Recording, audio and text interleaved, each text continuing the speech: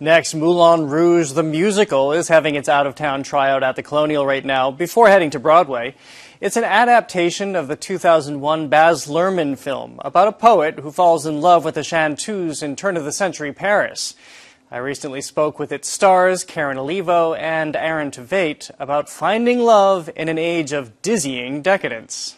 Thank you both for joining us. Of course. Thank you. Here in this historic Colonial Theatre. Tell me about the world of Satine, where she presides. What is this nightclub, this district, this fusion of people here? It's a group of misfits, really. Truly talented individuals, unique individuals that have all found a home with each other, didn't fit in other places, and now reside in the Moulin Rouge and create magic every night for regular people. And where is she in that strata? She's the matron of them. She's like the mama. Probably the oldest and the one who sort of keeps the lion cubs together. And where does Christian enter into this? I mean, how does he see this world? I think it's beyond my wildest dreams about what the place could be like. I'm coming over from, a very different place in the Midwest in America and the turn of the 20th century, and it's all, I think about this bleak and industrial revolution world, and I have this artistic soul that's yearning to be somewhere, and I don't even know if that place exists. And then I've kind of show up at this, this incredible place, and it's beyond my wildest dreams. Is there anything comparable today? Have you ever witnessed or been in this kind of swirl before? Yeah, I think that the world of theater is a lot like the world of the Moulin Rouge. In a sense, we are all people from all different walks of life that have a common goal. And then nightly, we come together and we put all of our forces together to create this thing that is unimaginable. Yeah. What happens when you have this confluence of artists with different backgrounds and different sensibilities and talents? It's the most incredibly talented group of individuals coming together with all of their different array of talents for one thing and one goal to try to create the show, and it's really something to see. I mean, that must be the best part of being an artist for you, to be in those moments of discovery when you're with all of these like-minded people. I imagine it draws out something different in you, too. Oh, absolutely. I mean, I say all the time, I love singing with Aaron, and there are things about his voice that really do trigger something in me, and all of a sudden I'm like, oh, I wonder if I can do this. And I start we sort of spitball while we're singing. It's really strange. No, you don't get that all the time. It really doesn't happen all the time. Yeah. So when it does, you're like, this is magic. This is something that we really have to sort of hold on to. Give me a sense of what you mean by spitball. What freedom do you have all of a sudden? I think all about being alive on stage is looking for different moments. And there's, things just happen specifically while we're singing, I think, that are unexpected and, unplanned. And that's just hopefully going to make other things pop. And it kind of just goes. Sing out this song and I'll be there by your side. Storm clouds may gather and stars may collide.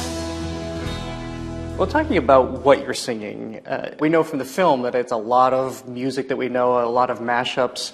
How is that language suited, especially for Christian's experience, to work through these pop songs?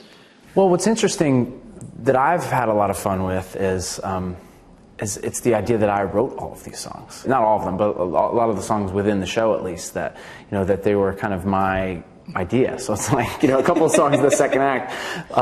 Saw, who plays the Trek, and I were kind of on stage just, on the sideline talking, and it's like a lyric would be happening for a song, and he'd be like, that is genius. And I'm like, thank you. So, that's a lot of fun. But what the music team has done, putting pop music on stage is difficult sometimes because the lyrics are kind of erroneous and don't necessarily need to matter in a pop song. But these songs and these lyrics work so well for this story, and you're going to think, oh, that's that song, and then halfway through it you're going to realize what it's doing to push the story forward, and the work that they've done in that way is really incredible. And how do you see Satine, how is she receiving this? I mean, she has this suitor who's just enamored, and how does that relationship flourish? Well, I think Satine, I'm someone who thinks that she's seen everything, knows every angle, That's part of her job.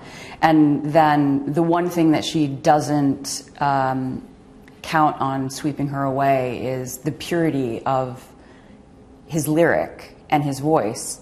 And it's the music that sort of, for me as a teen, opens everything up. It really changes the way that I see the world. A room that I've been in my entire life now suddenly looks different. Have you gone back to study the real Moulin Rouge and those characters that dominated that scene, like Toulouse-Lautrec? Speaking of Toulouse-Lautrec, Our Toulouse-Lautrec. Our Toulouse-Lautrec is kind of our resident historian, and really would, is. So I would sprinkle in amazing tidbits about the world and the real people in Lautrec, and he's been amazing, kind of actually leading us through that. I can't fall in love with anyone and make them believe what they want to believe. How did you use the film? I assume that both of you have seen the film, Yeah. and I've talked to enough people over the years that you want to be mindful of it, but you don't want to mimic. So how do you use it? Well, I was a huge fan of the film. I had a huge poster of Satine and Christian kissing, and it was like in the middle of my dining room. But in a lot of ways, you know, we've done lots of shows, like he's done Company, I've done West Side Story. There are these shows that you love and you adore and you're a fan of, but then when you get your chance to embody them, you have to be respectful of the things that you loved, and then you have to be courageous to try something different. Baz created this unbelievable world that, you know, we're trying to tell the story in our own way, but you know, this world exists, and so I think and the creative team has done an amazing job to put that world into this space, and then it's our job to find our own way in it. What's interesting, there are the existing film roles. You two will be the two to define the theatrical roles. And is that a lot of pressure? Not until you just said it. We've had the opportunity to do that before, and I think, you know, specifically for being a theater actor, that's what you live for those moments, because as you get older too, you realize they're few and far between, right. And so you want to take every opportunity and give it everything you can to be involved in these, you know, in these new productions. The honor is not lost on me at all. Like, I really do wake up every day and I'm like, oh, I get to do this. Mm-hmm. Like, I'm the person they picked for this moment. Yeah. Yeah, it's pretty No incredible. pressure. Yeah, no pressure. Whatever. And finally, we're in this very historic theater where a lot of shows have tried out before. Yeah. What is this time like for you to be getting a show onto its feet, and this time of everything is changing, and the audiences who come to it here will know that you're finding it with them? I'm really more excited than I'm anxious, because I trust what we've built is lovely and everyone will love. I find personally I lose any kind of perception about what's happening, and so the audience is such a crucial part of that. And the fact that this is kind of a thing where we're still learning about the show is we've never had an audience, so we're trying to create this world and we're working with this tonality of the piece, and we're not really going to know if it works or not until the audience is here. And I'm just a big ham, and I can't wait for the audience to be here, so that's all too. This is true. All right, well, thank you both. We look forward to it. Thank you very much. Yeah.